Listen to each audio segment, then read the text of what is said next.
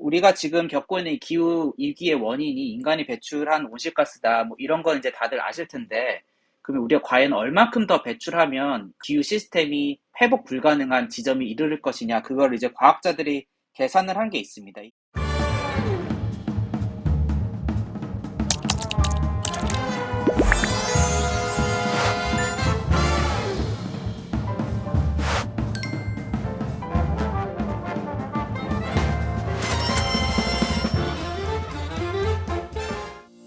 여러분 안녕하십니까?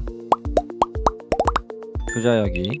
오늘은 2022년 기후, 환경, 그리고 투자 기회라는 주제를 가지고 기후 투자자 운영력인 은기환님을 모시고 같이 이야기를 나눠보도록 하겠습니다.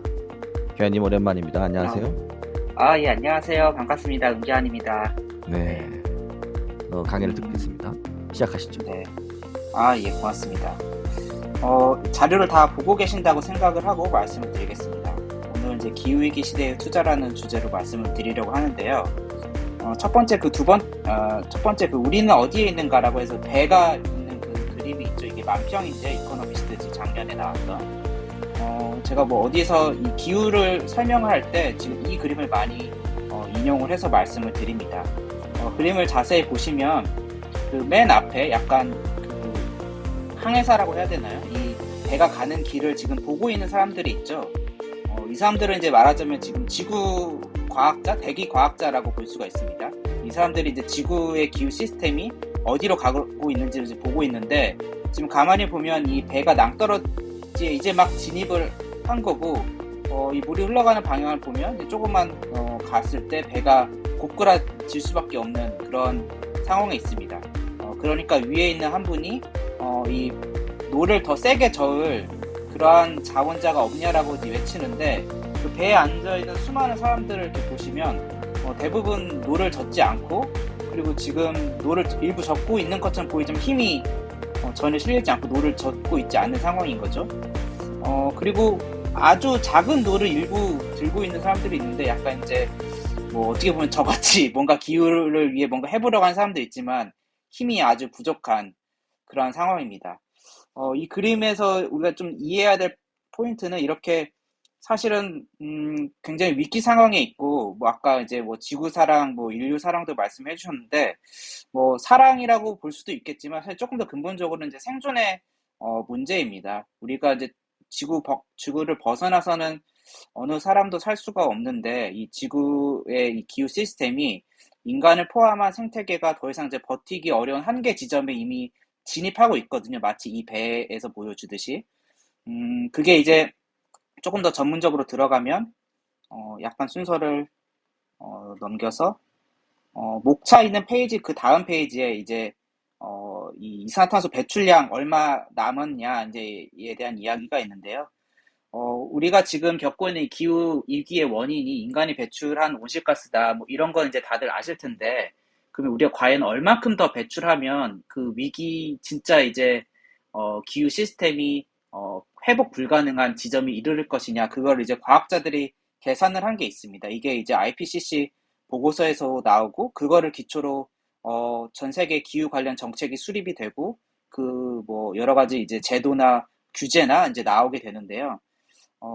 여기서 이제 정리한 거를 보시면, 지금 2,600억 톤, 그러니까 최초 이 IPCC 보고서에서 이걸 명시했을 때 약 4천억 톤 가량 남았는데, 그 이후로 지구에서 연간 배출되는 온실가스가 400에서 500억 톤 됩니다.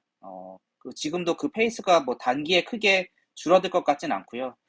그렇게 봤을 때 그 아래 이제 지구 표시가 있는데, 이 계산상으로는 약 7년 정도가 남은 겁니다. 그래서 이 탄소 예산이라고 하는 개념인데, 약 3천억 톤이 남았고, 지금 우리가 배출되는 속도로 가다가는 7년 정도가면 이 탄소 예산을 다 소진하게 되고, 그러고 나면 이제 지구 기온이 뭐 그 과학자들 예상한 뭐 1.5도를 넘어서 이제 2도 가까이 될 텐데요. 2도 가까이 될 경우에 아까 이제 처음에 그 그림에서 보여드린 거 있죠. 이 배가 그 아래로 그 내려간다, 이제 이렇게 봅니다. 그 기후 시스템이 지금 굉장히 안정적인 기후대에 속해서 우리가 뭐 농사도 짓고 식량을 조달하고 해서 문명이 지금 잘 돌아가고 있는데, 이 도시를 넘어가기 시작하면 뭐 흔히 얘기하는 이제 양의 피드백, 양의 되먹임, 포지티브 피드백 루프라고 하는 그런 지구 스스로 온도를 높이는 그런 현상들이 발생할 것으로 예측을 하고 있습니다. 그래서 그렇게 되면 이제 인간이 온실가스 배출을 더 이상 하지 않는다라고 하더라도 우리 과거의 안정적인 기후대로 다시는 돌아갈 수가 없기 때문에 그 기후대로 들어가지 않기 위해서 앞서 말씀드린 그 온실가스 배출량을 통제를 해야 되고, 그러기 위해서 우리가 사회 시스템, 경제 시스템, 에너지를 어떻게 바꿔야 되느냐, 이런 논의가 이제 진행되고 있다 라는 겁니다. 기환님 그 배, 예? 네네. 예. 거의 이제 낭떠러지 바로 네. 앞에 있는 배. 이런, 예. 최근에 제가 연말에 제가 미국을 갔다 왔지 않습니까? 아, 네네. 예, 놀다가 영화를 한 편 봤어요. 음, 넷플릭스에서. 돈룩업인가요, Don't 혹시? Look Up. 어떻게 알아요? 예. Don't Look Up. 아유, 예. 하늘을 보지 제 뒤에 마. 자료에도 이게 나와요? 있습니다. 예, 예, 예. 10페이지에 그쵸, 있습니다. 그쵸. 네. 예. 딱 그 기후 관련된 영화죠. 예, 아까 딱 맞습니다. 그거 보는데 Don't Look Up 생각이 나더라고요. 예. 그게 감독과 배우 디카프리오가 이제 이게 네, 기후에 관련된 영화라고 인터뷰도 했거든요. 네, 그쵸. 그래서 뭐 이걸 모르고 보신 분들은 기후 관련된 영화인지 잘 뭐 모르셨던데, 인류의 사실 이제 재앙, 뭐 감독, 이렇게 이야기, 예, 재앙 영화 이렇게 생각했을 수 예, 있는데, 예, 주려고 하는 메시지는 기후변화.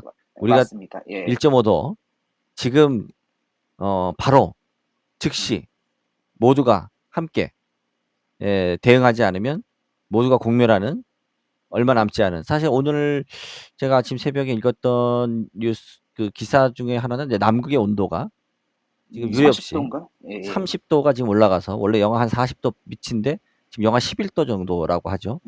예, 네. 그렇게 해서 남극의 사실 북극이 아니라 이제 남극의 빙하까지 녹게 되면 그 안에 있던 그 오존 그 가스들. 네, 그럼 사실 메탄가스 이제 뭐 이런, 예, 더, 예, 맞아요. 더 지금 지구의 온난화를 가속화하고 그러면 사실 우리가 더 막을 수 있는 시간이 없어지는 거죠.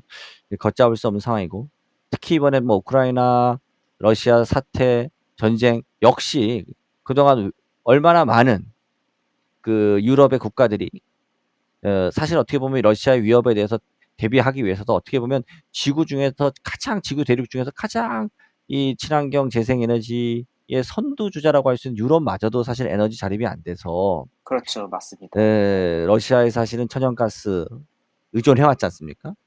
근데 사실 러시아의 천연가스 이거 밸브를 잠궈 버리고 지금 금융 제재 하니까 뭐 미국은 지금 놓았어요. 그래서 지금 본인들의 셰일가스 뭐 퍼다 날리겠다.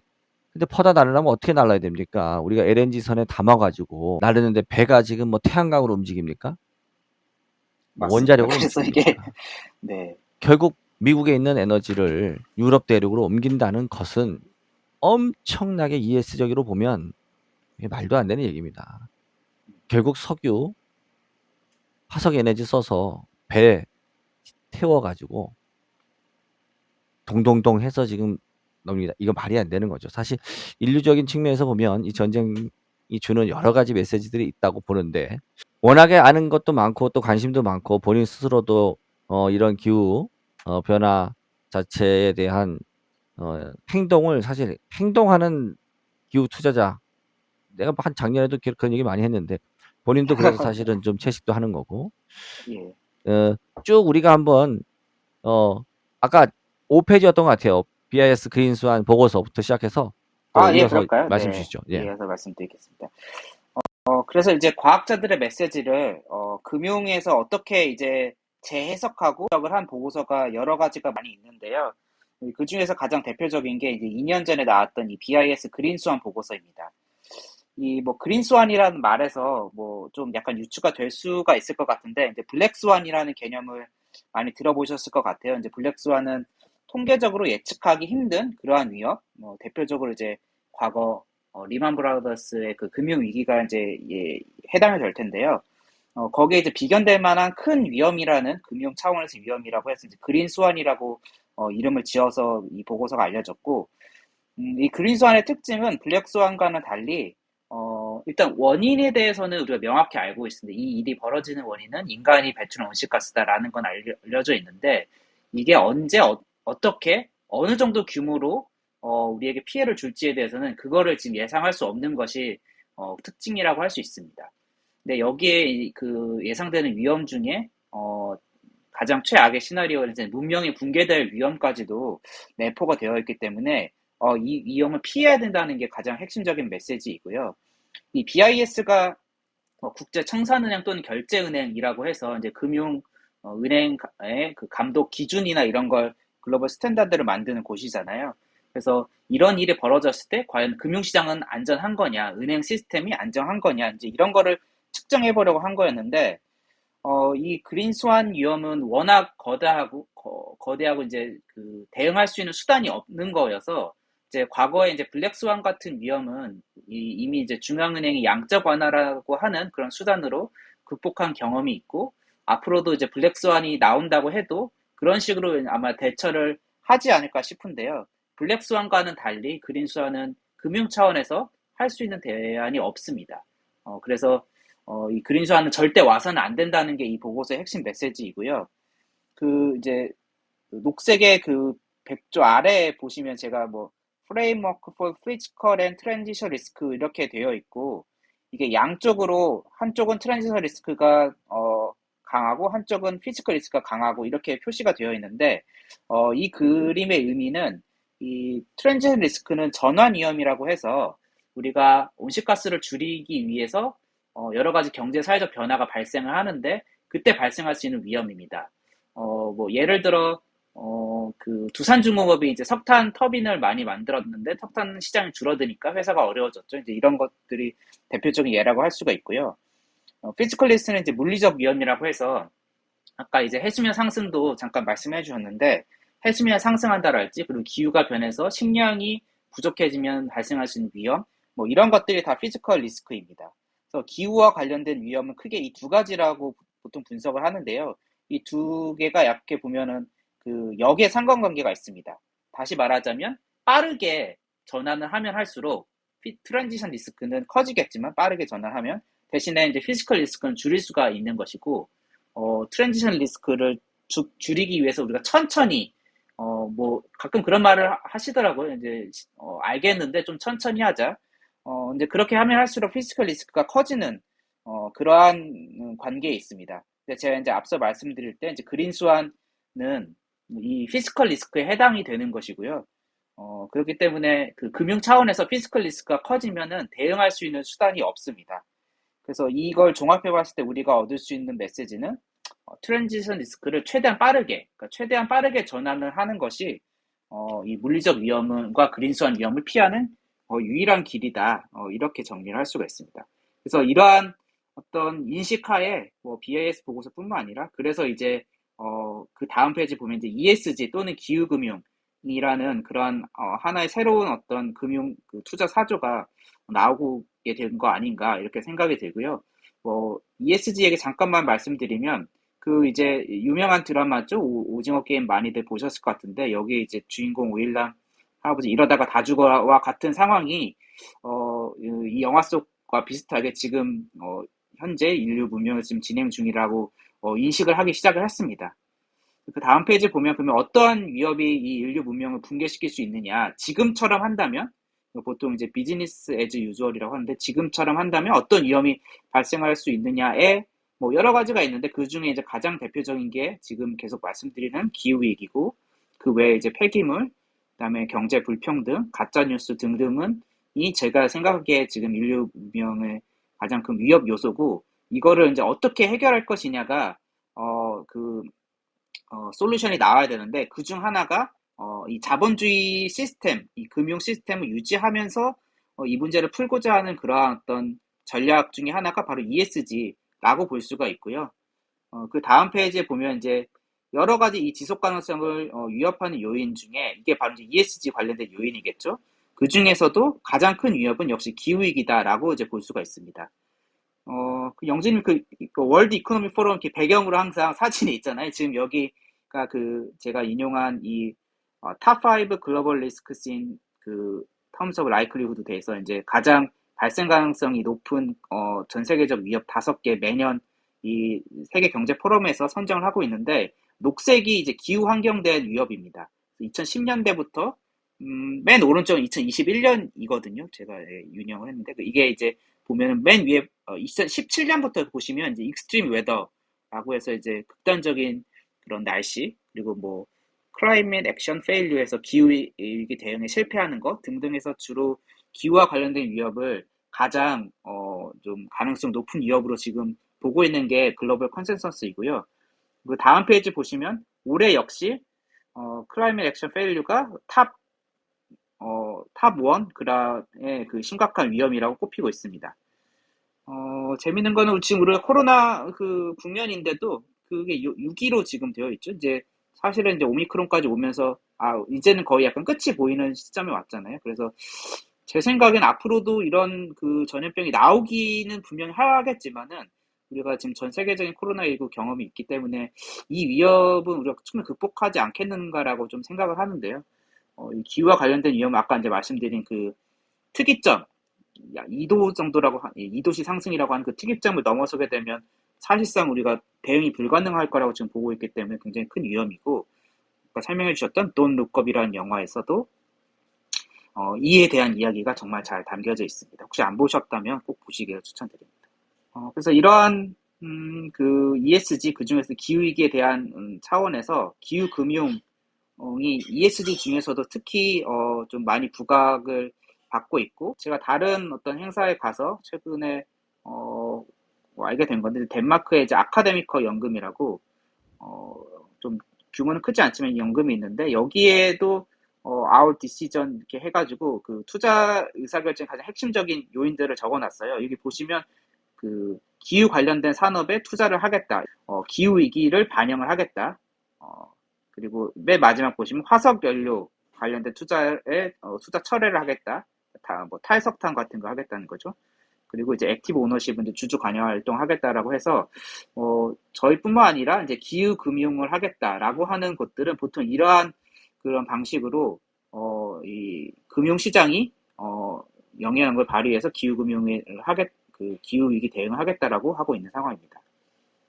다음 페이지는 이제 블랙락인데요. 이제 블랙락이 2020년에 레이핑크의 레터가 많이 회자가 되고 지금 다른 여러 곳에서도 이 블랙락의 그 레터를 많이 인용을 해서 말씀해 주시고 그 레터는 굉장히 유명한데 최근에 지금 보시면 3월 25일에 나왔던 레터는 주주들에게 보냈던 레터의 내용인데요. 이때 이제 그 러시아가 우크라이나 침공한 것과 관련해서 향후 어떻게 될 거냐라는 이야기가 좀 담겨져 있고요. 여기에서도 물론 세계의 종말로 물가가 상승하고 경기 성장이 조금 둔화될 수 있다. 뭐 그런데 동시에 성장이 둔화됨에도 재생에너지 전환에 오히려 호재를 작용할 수 있다라고 보고 있습니다. 에너지 가격의 상승은 재생에너지나 이 화석연료를 사용하지 않는 다른 어떤 기술의 경제성이 크게 높아지는 요인이라고 저도 이제 보고 있거든요. 저의 생각과 동일하게 레리 핑크 회장도 같은 인식을 하고 있어서 그래서 인용을 해봤습니다. 저는 사실 이제 그 다음은 이제 기후금융의 3가지 기능을 이제 말씀드리려고 하는데요. 기본적으로 좀 전에 말씀드렸던 이 레리 핑크 회장의 다른 레터에서 나왔고 이 에너지 전환과 기후위기 대응과 관련된 거는 향후 수십 년 동안 엄청난 투자 기회가 있을 것이라고 전망을 합니다. 저도 마찬가지고 그 전 세계의 경제 성장률이 사실 앞으로 그렇게 높아지기는 어렵다라고 이제 보고 있는데요. 왜냐면 뭐 여러 가지 요인이 섞여 있겠죠. 근데 그 와중에서 뭐 인류 생존을 위해서 필연적으로 있을 수밖에 없는 게 에너지 전환과 기후위기 대응이기 때문에 전체 성장률이 거의 정체된 와중에서도 이와 관련된 섹터의 성장은 굉장히 크게 경제 성장 평균치를 상회할 것이라고 전망을 하는데 그렇기 때문에 투자 수익률도 장기간 굉장히 높을 것이다라고 저는 확신을 합니다. 이런 투자 수익 외에 실제 이 기후 금융을 함으로써 기후위기 대응에 어떤 역할을 할 수 있는지가 또 저는 또 한편 중요하다고 생각하는데요. 어떻게 보면 돈도 벌고 또 좋은 일도 한다 이제 이렇게 볼 수가 있습니다. 그중에 첫 번째가 재생에너지 인프라에 그 자본을 공급하는 게 굉장히 중요한데 이 재생에너지 인프라의 특징은 기존 화석 연료와는 달리 변동비가 아예 없습니다. 거의 없죠. 뭐 약간의 유지 관리, 유지 뭐 수선하는 뭐 이런 비용가 있을 텐데요. 그렇다 보니까 전체 비용에서 초기에 들어가는 비용이 가장 크고요. 그렇다는 얘기는 금융이 할 수 있는 역할이 크다는 얘기입니다. 금융의 한 역할 중에 이제 자금의 시점 배분 기능이 있는 거죠. 그 돈을 많이 벌 때, 그러니까 돈이 부족할 때는 금융이 주고, 그다음에 돈이 나오기 시작하면 금융이 일정 부분 원금과 이자를 회수하는, 이게 이제 주택담보대출이나 뭐 이런 연금이나 이런 것들이 다 같은 금융의 기능인데, 이게 동일하게 재생에너지 인프라에서도 해당이 된다 이렇게 볼 수가 있습니다. 초기에 대부분의 비용이 들어가고 그다음에 자금 회수는 굉장히 오랫동안 꾸준히 나오기 때문에 금융이 할 역할이 크다 이렇게 볼 수 있습니다. 그리고 두 번째가 이 탄소세 부과인데요. 이것도 굉장히 중요하다고 볼 수 있습니다. 이게 어떻게 보면 금융이 할 수 있는 가장 기후위기 대응의 가장 중요한 역할 중에 하나인데요.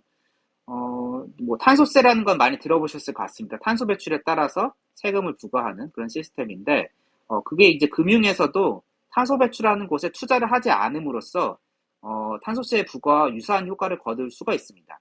화석연료에 투자를 덜 하게 되면 될수록 그 화석연료로 뭔가 비즈니스 하는 곳에 자본 비용이 올라가는 그런 결과가 나타나겠죠. 그러니까 뭐 채권 시장에서 예를 들어 이제 뭐 우리나라 최근에 보면 신규 석탄 화력 발전 하는 곳에 채권이 미달나고 뭐 이랬는데 이렇게 되면 금융 비용이 올라가는 거죠. 그러면 그 화석연료로 에너지를 만드는 곳이 자본 조달 비용과 그 이제 재생에너지에서 들어간 자본 조달 비용의 차이가 점점점 벌어질 수가 있고, 특히 앞으로 뭐 녹색 채권, 그린 본드 이런 게 나오면 더 벌어질 수가 있을 것 같은데요. 그렇게 되면 여기서의 자본 비용의 차이와 그 이 두 곳의 온실가스 배출량의 차이로 나눠 보면은 이 온실가스 배출량당 이 비용의 차이를 계산을 해볼 수가 있습니다. 그래서 제가 이제 인용한 자료는 이 골드만삭스에서 분석한 자료인데, 거기에 따르면 이제 뭐 오프쇼어 오일의 그런 부과된 그 내재된 그 탄소세 가격이 톤당 뭐 60에서 130, 평균 한 7, 80. 그리고 오른쪽은 이제 LNG 프로젝트도 한 40달러인데, 이게 지금 계속 탈석탄이나 탈화석연료가 더 강화되고 녹색 채권 해서 이제 재생에너지 쪽에 돈이 가면 갈수록 이것은 더 올라갈 것입니다. 그래서 점점점 화석연료 투자를 위축시키고 퇴출시킬 수 있는 그런 역할이 금융에서 할 수 있다는 거고요. 마지막 세 번째로는 주주 관여 활동입니다. 이것 중에 가장 대표적인 게 이제 작년에 있었던 그 엑슨모빌의 주주 제안했던 엔진 넘버 원이라는 그 작은 헤지 펀드가 있는데, 이 회사가 엑슨모빌의 지분율을 그렇게 많이 갖고 있지 않았는데, 뭐 앞서 말씀드린 블랙락을 포함한 이런 기후 위기 대응을 하려고 하는 큰 연기금들이 클라이밋 액션 100 플러스라고 하는 그런 연합, 뭐라고 해야 지 기후 위기 대응하는 그런 연대하는 그룹이 있고요. 그 옆에 이제 AI GCC는 이제 저희 회사에서도 가입이 된 그런 이런 그룹이 있는데, 이제 이런 곳들에서 엑소모빌의 주주로서 이 엔진 넘버 원이 제안한 그 이사들의 손을 들어줬습니다. 그래서 이 기후위기에 대응하는 이사들이 이 엑소모빌이라고 하는 전 세계 단일 회사로 온실가스 배출이 제일 많은 회사에 이사가 선임되어서 앞으로 좀 기후위기 대응하는 역할을 기대해 볼 수 있고, 이런 식으로 주주들이 직접 그 온실가스 배출하는 회사에 온실가스 저감 요구하고 뭐 이렇게 할 수가 있습니다. 그래서 저도 이제 미팅을 할 때 이런 역할을 많이 하고 있어서, 예를 들어 이제 LG 에너지 솔루션이 아리백 가입을 할 때 하기 전에 이제 이걸 굉장히 여러 차례 요구를 했고요. 뭐 어쨌건 다행스럽게도 LG 에너지 솔루션이 아리백의 배터리 회사로서는 또 최초 가입을 하기도 한 게 이제 저희도 그런 역할을 하고 있다 이렇게 말씀을 드립니다. 이렇게 다양하게 이제 기후금융 활동을 하면서 석탄 그리고 이제 화석 연료들에 대한 투자 혹은 이제 발전 등등을 이제 저해하고, 그러다 보니까 어떻게 보면 기존의 산업의 밸류 체인들을 한순간에 바꿀 수 없는데, 이렇게 되다 보니 예 그 탄소를 배출하거나 오염이 요인이 많은 그 원자재들은 음, 추가적으로 투자를 하기 어려워지고, 또 생산 단가가 어려워지고, 또 중간 비용이 늘어난단 말이죠. 네, 맞습니다. 그래서 일부 혹자들은 이 ESG 하려다가 "인플레이션이 온다." 이런 얘기를 네, 하지 않습니까? 그거에 네. 대해서도 지금 장표를 하나 만드신 것 같아요. 네, 이게 아마 18 페이지. 네, 맞습니다. 이건 이제 제가 작년에 저희 펀드 투자자들에게 보냈던 레터에 있던 걸 갖고 왔는데요. 뭐 제가 이제 기억해 보면 작년 한 초부터 벌써 이제 1년 이상 이 인플레이션에 대한 많은 우려와 또 금융 그 중앙은행의 이제 새로운 대응 뭐 이게 지금 가장 큰 화두입니다. 여전히 그렇고 최근 이제 아까 글로벌 시장도 말씀해 주셨는데 이제 연준에서도 계속 강하게 인플레이션 대응하기 위해 뭐 여러 가지 멘트도 나오고 있는데 그러니까 제가 이제 보는 인플레이션의 포인트는 지금 페이지 수가 이게 18페이지, 19페이지인가? 하여튼 이 18페이지. 그린플레이션, 예. 네, 18페이지, 예. 에서 제가 이제 정리를 해봤습니다. 이 일시적이란 요인은 뭐 코로나19 관련해서 뭐 돈도 많이 줬고, 그다음에 일시적으로 내구재 수요 나오고 뭐 이런 것들이라서 또는 최근에 이제 물류와 관련해서도 많이 이야기가 나오고 있죠. 이런 것들인데 이제 이런 걸 제외하고 나서도 향후 이제 인플레이션이 계속 조금 지지될 수밖에 없는 요인인데요. 크게 보면 이제 산업 구조 변화와 불확실성 확대, 탄소 비용 부과입니다. 가장 쉬운 건 탄소 비용 부과 먼저 말씀드리면 이거는 이제 탄소세 또는 탄소 국경 조성세 이런 게 부과가 되면 이제 기업 입장에서는 그 세금이 소비자들에게 전가되는 메커니즘이 있잖아요. 네, 이게 가능할 거라고 보는데 뭐 현재 나타나는 인플레이션에서는 뭐 이거 관련된 건 거의 없겠죠. 네. 그리고 이제 그 두 번째가 이제 가운데 있는 불확실성 확대인데 이제 물리적 위험이 점점 커지면 커질수록 기후 재난이 심각해질 겁니다. 대표적인 게 지난 이제 텍사스 한파 때 거기 이제 텍사스에 있는 뭐 오일 생산이나 또 이제 반도체 공장 생산이 잘 안 됐었고, 그다음에 이제 대만도 가뭄이 심해지니까 이제 반도체 생산에 물이 많이 필요한데 TSMC가 뭐 이로 인해서 반도체 생산에 어려움을 겪고 있을 때 뭐 이런 일들이 있습니다. 그래서 실제 이 물리적 위험 때문에 생산량이 줄어들 수 있는 그런 가능성, 그리고 그런 일이 빈번해지면은 소비자들이 이제 재고 축적을 더 많이 하려고 하겠죠. 그동안 이제 인터넷 기업들이 많이 커지고, 뭐, 빅데이터 이런 산업이 커지면서 재고가 점점, 낮고, 효율적으로 이제 산업이 많이 왔는데, 이런 불확실성이 커지는 요인은 거꾸로 재고가 더 많아지는 요인이 돼서 인플레이션 자극할 수 있습니다. 이거는 이제 오른쪽에 제가 적으면 이게 물리적 위험과 관련된 것들인데, 솔직히 제가 생각해도 지금 나타나고 있는 인플레이션도 이 요인은 그렇게까지 커 보이지는 않습니다. 그리고 이제 가장 지금 인플레이션이 두드러진 건 산업 구조 변화에 관련된 위험이지 그 물가 상승 요인이지 않을까 싶은데요. 이거는 이제 탄소 배출 자산 투자 제가 지금 좀 전에 말씀드린 이런 기후금융 이런 것 때문에 화석연료 투자가 줄어들면 공급량이 줄어들겠죠. 근데 과연 수요는 그렇게 빠르게 줄어들 거냐? 일반적으로 이제 공급이 더 이런 산업이 위축될 때 더 빠르게 공급량이 줄기 때문에 물가가 이 관련된 화석연료와 관련된 물가가 오를 가능성이 높아지는 거고요. 또 한편으로는 에너지 전환을 하기 위해서 배터리도 만들어야 되고 태양광도 만들어야 되고 하는데 그게 중요한 이제 원자재들을 우리가 생산하고 해야 되는데 이 수요가 굉장히 빠르게 올라가고 있는데 공급량은 여기에 빠르게 이제 늘어나지 못하는 거예요. 그러면 여기도 또 수요는 많은데 공급은 부족하니까 또 물가 그 가격이 오르는 이게 이제 메탈 가격 최근에 오르는 거 그리고 뭐 폴리실리콘 가격 오르는 것은 여기에 해당이 된다고 볼 수가 있습니다. 이건 또 이제 전환 위험과 관련된 것이고 이런 일이 그러니까 뭐 앞으로 우리가 계속 어, 있지 않겠느냐 이제 이렇게 보고요. 그래서 인플레이션은 어떻게 보면 계속 받아들여야 되는 어떤 그런 새로운 환경이다. 저는 이제 이렇게 보고 있습니다. 그러면 이걸 어떻게 우리는 대응하고 이해를 해야 되느냐에 대한 것이 그 다음 페이지인데요.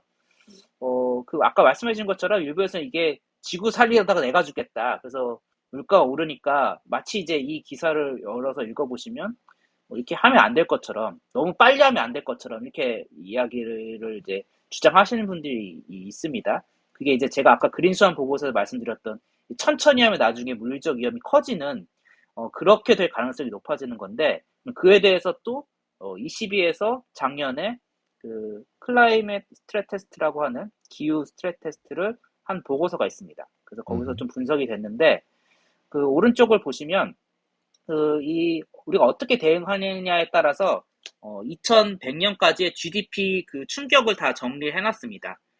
녹색이 빠르게 대응하는 경우, 노란색이 이게 디스오더리 트랜지션이라고 해서 약간 지금처럼 하기는 하는데 막 천천히 하자라거나 뭔가 문제가 생겨가지고 제대로 잘 못하는 그러한 경우가 노란색이고요.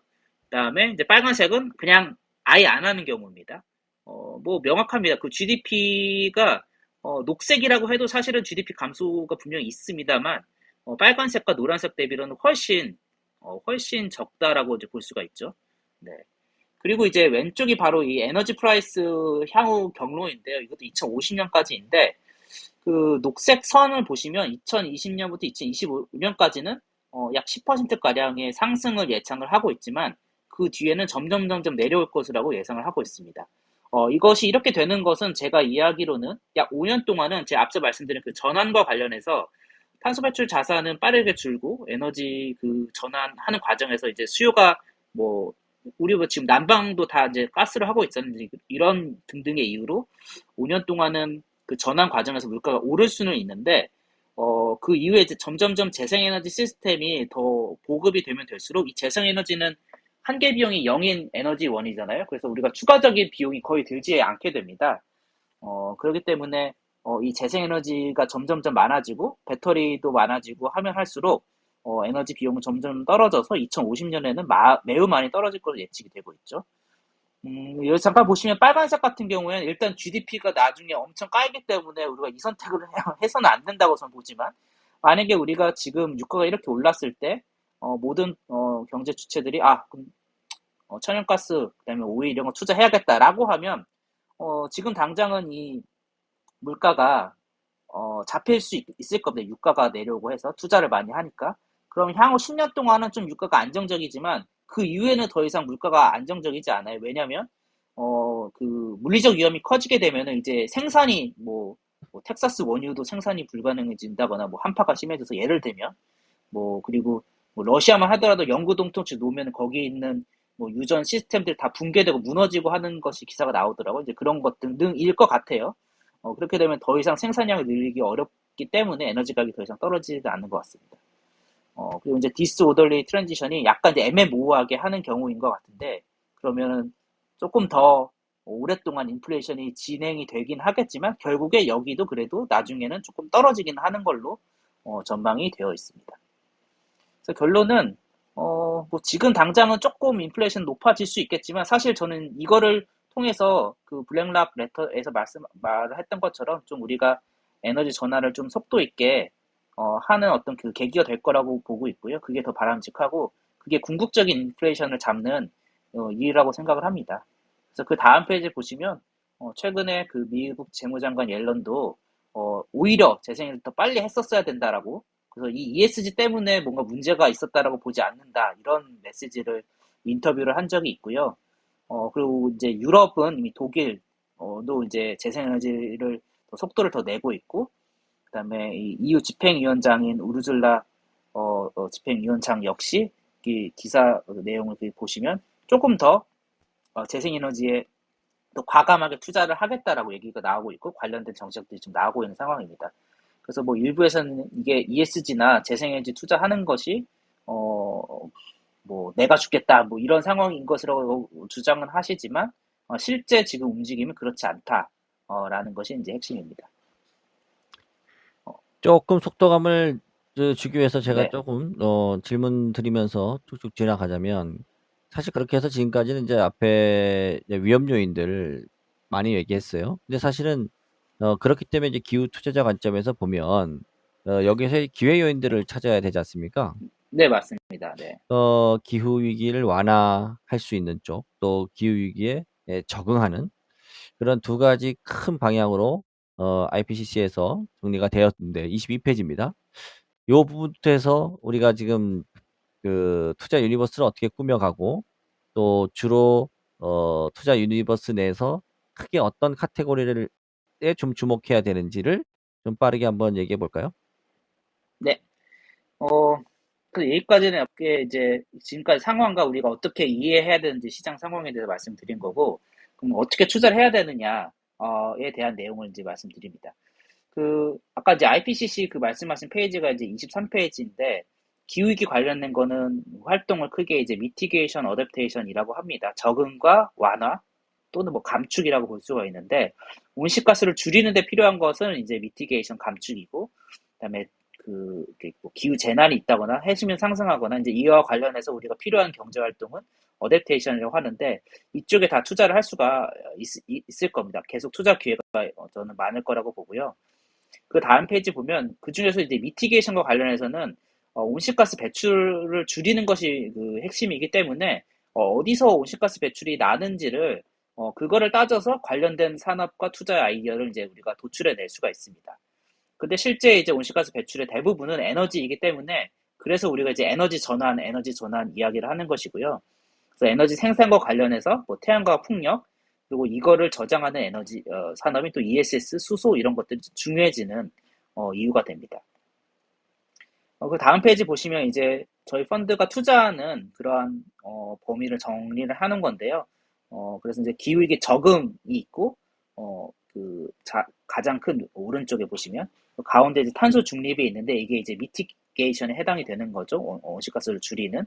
그리고 탄소 중립과 관련된 여러 가지 산업 중에서 대부분은 이제 에너지와 관련된 산업이고요. 에너지 전환. 그 외의 것들이 이제 일부 대체육이나 순환 경제나 CCS 이런 것들이 있을 수가 있습니다. 그리고 이제 여전히 탄소 중립의 핵심은 에너지 전환이기 때문에 이 에너지 전환과 관련해서 살펴보면 우리가 잘 아는 이제 태양광 풍력과는 재생에너지 그리고 전기차, 수소 이렇게 구성이 된다 이렇게 볼 수가 있습니다. 그래서 아마 제 생각엔 이 그림 안에 어지간한 기후 관련 투자 카테고리는 다 들어가지 않을까 생각이 들고요. 그 다음 페이지 보시면 그걸 약간 이제 조금 더 도식화를 해놓은 그림인데요.